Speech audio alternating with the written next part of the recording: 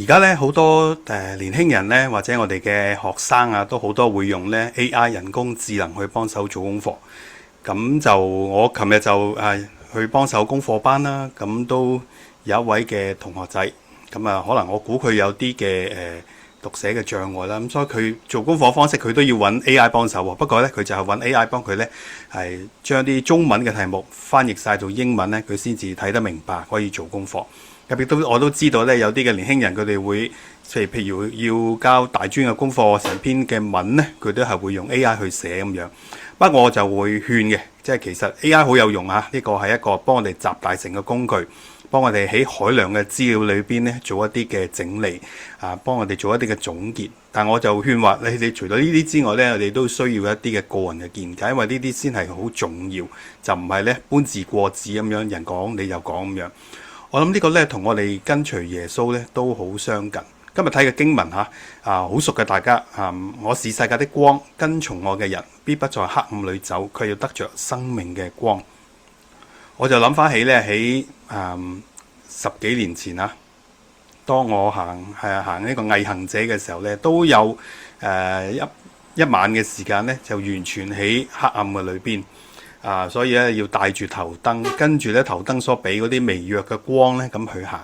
其實耶穌話佢係世界嘅光咧，就嗰種我諗嗰種光嘅意思咧，未必係好似咧話哇好似世界光咁即係完全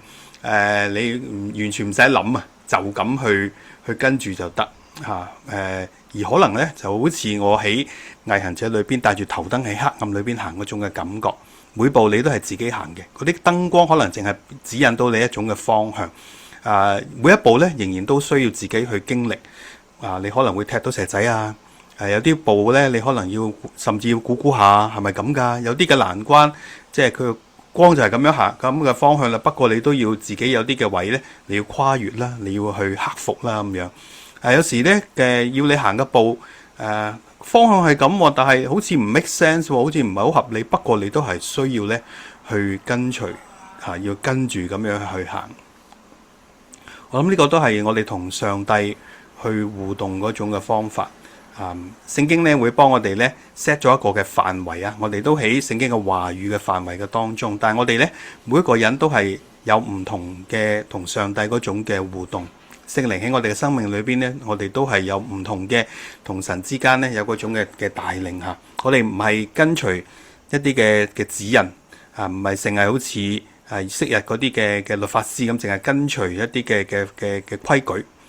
更加唔係咧跟咧人云亦云人話點就點咧，我哋去做咁樣。因為我哋呢位嘅上帝係一位活人嘅主我哋同一個嘅活着嘅上帝去互動嘅時候咧，我哋好需要即係唔止係話淨係跟隨佢頒布落嚟嘅律例咁簡單。我哋都好需要咧帶着一顆嘅活潑嘅心跟着咧呢一位嘅活着嘅神我哋要時時刻刻嘅同呢位嘅主有一個嘅互動，有一份嘅關係，以至我哋咧係心悅誠服，亦都信得過去跟隨呢一位嘅主。求神咧幫助我哋每一位。